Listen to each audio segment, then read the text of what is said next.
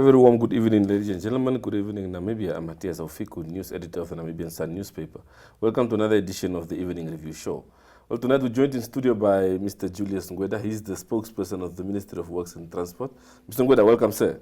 Thank you very much. Well, it's good to have you here. Thank you. Well, we've just turned the corner around the festive season. How was the situation mainly on the roads? I'm sure that's something that the ministry has been occupied with and keeping a hawk's eye on. How has the situation been? Yeah.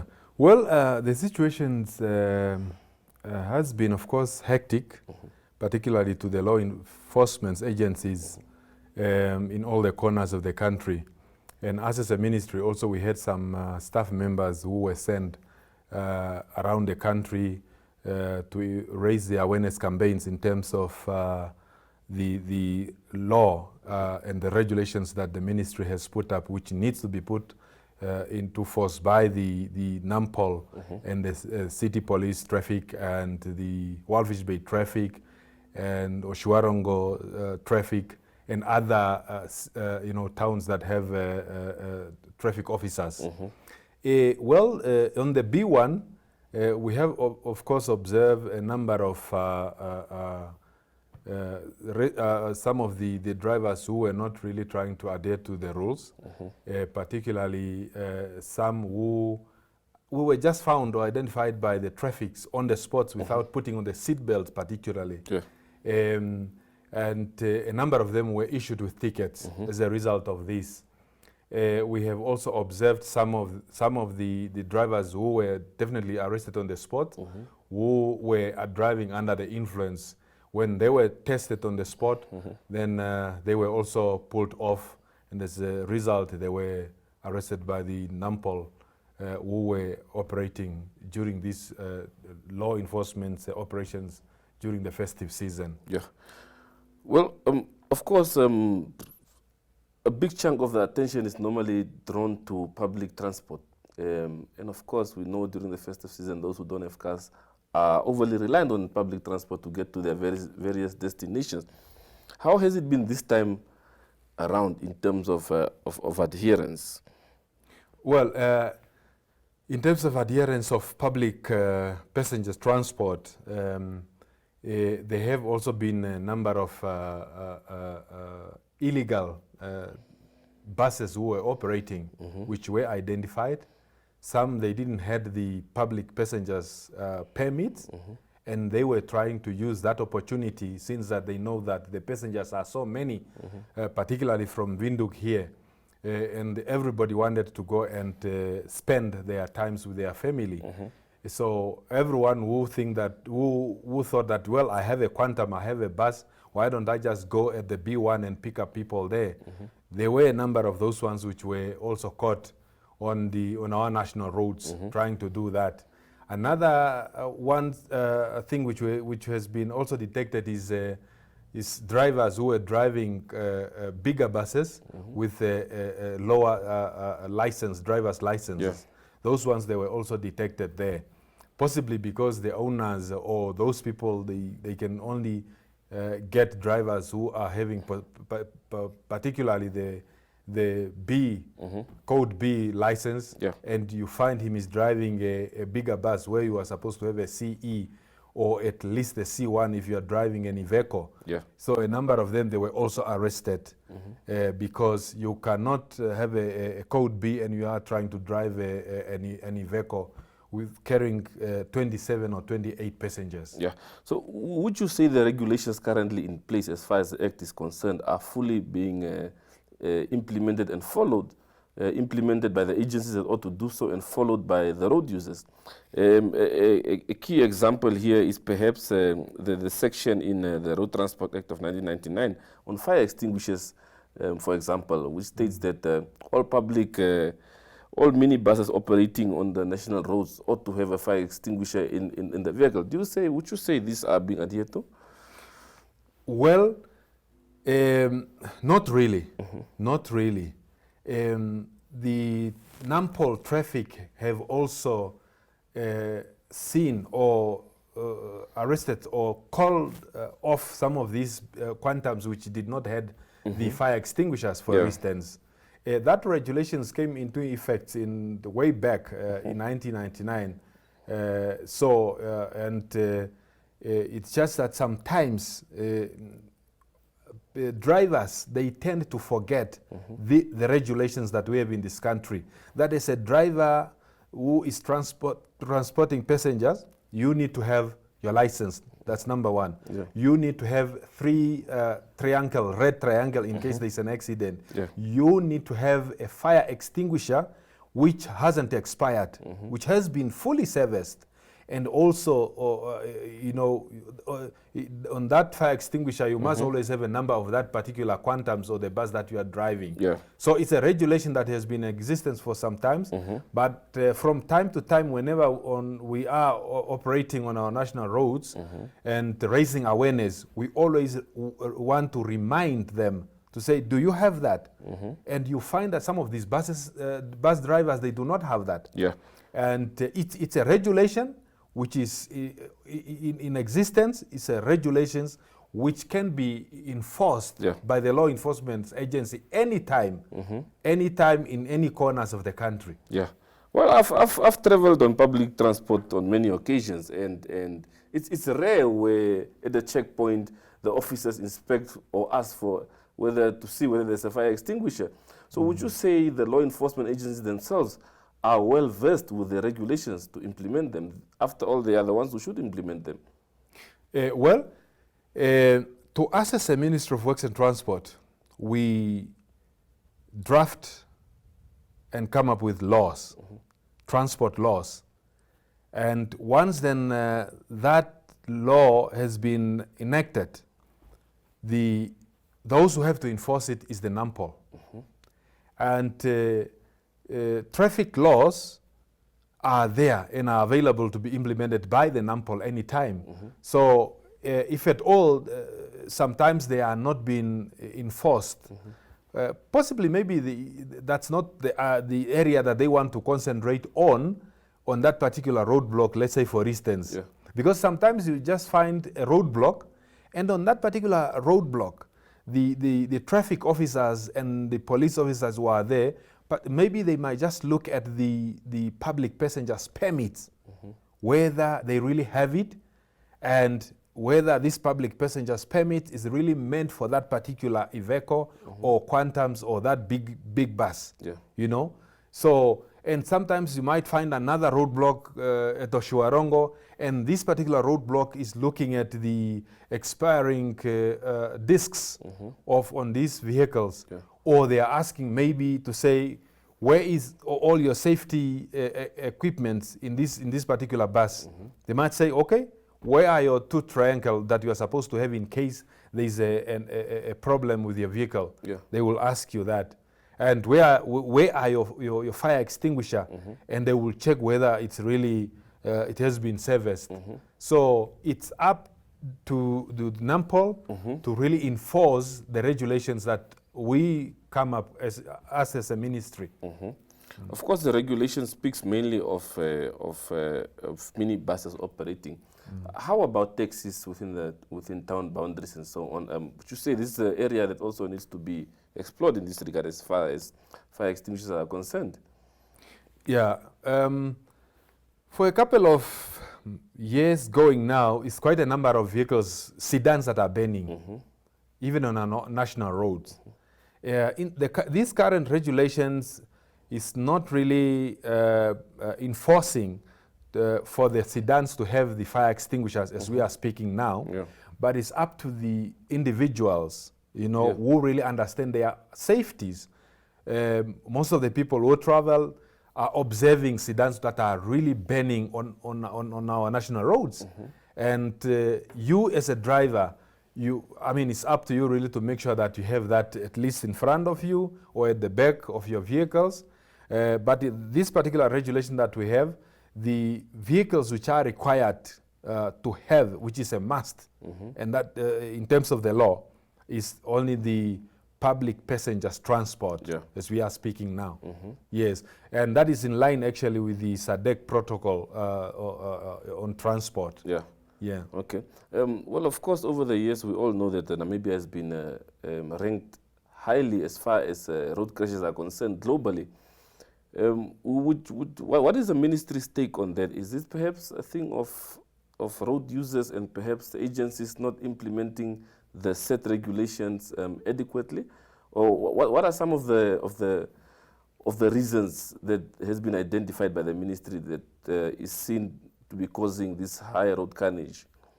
Yeah, the current festive season report is not yet out, and I wouldn't really want to comment much on that, but I will comment on the previous ones. Yeah. The majority is the human error.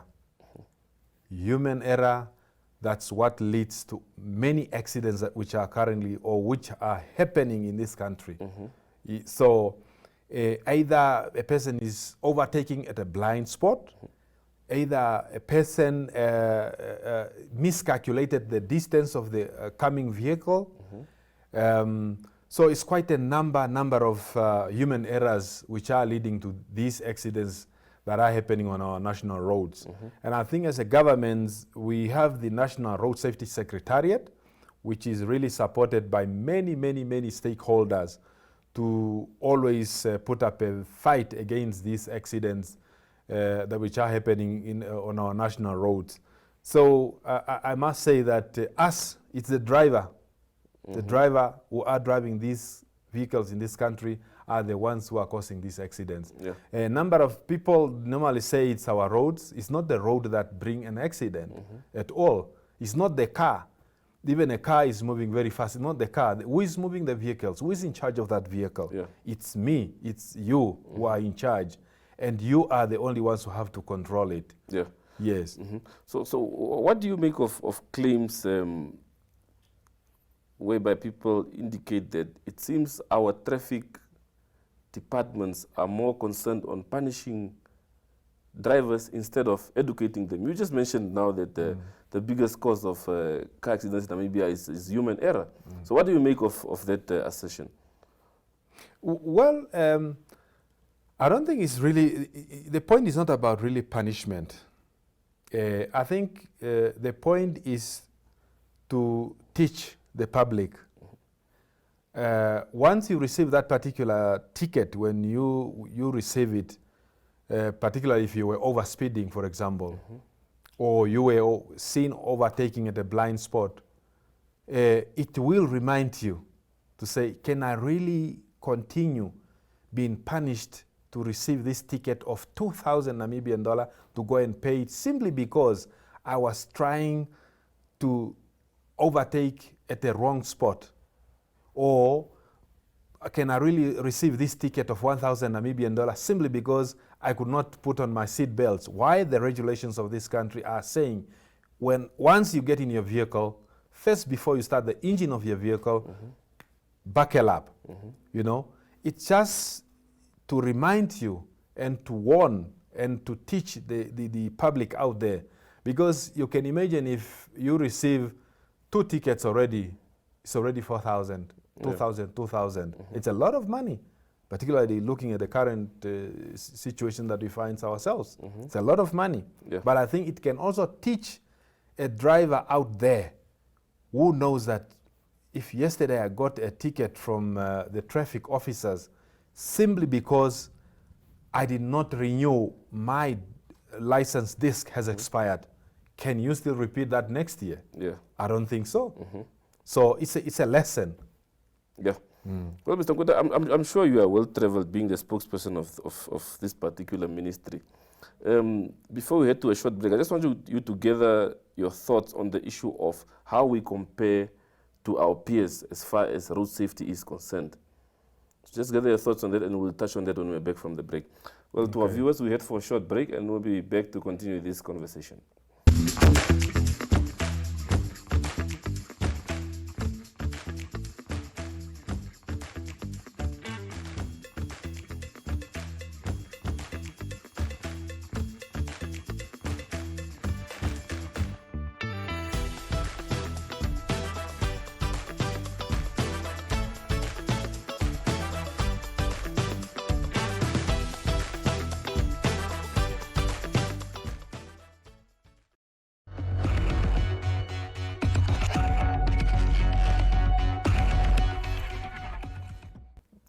Now we're back from the short break. Well, Mr. Ngwedha, let's continue our conversation. Before we went on to the break, I just introduced the topic of how we compare to our peers as far as road safety is concerned. I'm sure you do some checks with those who have similar conditions to us. How do you think we are faring, and where are we still lacking? Where can we still improve to make our roads safe? Number one, Namibia has one of the best roads in Africa and in the world. When we are making comparisons to other countries, in terms of the accidents, you have to look at also the ratio in terms of the populations that you have. Of course, Namibia, there are times where we experience a number of so many accidents. And when you look at our population, of course, it's lower. And that's why sometimes you find Namibia being rated one of the top countries where the accidents are taking place. Yeah. And this is because of the ratio, calculation of the ratio of the population that we find ourselves in. So far, Namibia has been doing quite good, quite very good, because when you look at the resources that we are putting in and the efforts that we are putting in as a government, really to raise awareness about the accidents in this country, it's quite huge. It's really. Would you say that investment is yielding the desired results? Oh yeah, yes indeed. When even this festive season that we just concluded now, there's a big difference. Yes, there was not really much in comparison to, of course 2021 is much even lower because of the COVID, of course, yes, much even lower.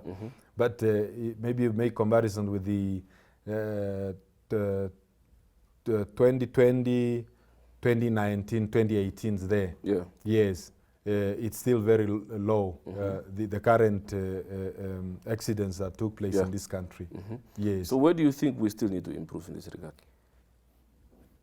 Awareness, education. And this education needs to start in our schools.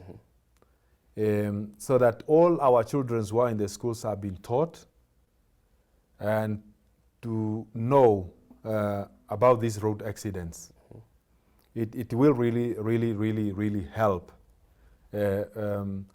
Another area that we need to look at, once we bring all the stakeholders on one table, is for us to make sure that our national road operations needs to continue, not only operate during festive seasons, because these accidents are also happening during the year, is to continue operate from January to December, and that will also assist in raising awareness amongst the drivers who are from this country, among the drivers who are coming from the SADC countries and coming to Namibia. Definitely it will change the mind setups of some of the people who definitely still continue driving the way they feel that Namibia is a huge country with nice, beautiful roads, and I can drive as much as I want with the speed that I prefer. But I think once we put up those fixed and permanent and strictly reminding the drivers on our roads, definitely we are going to win this battle. Yeah.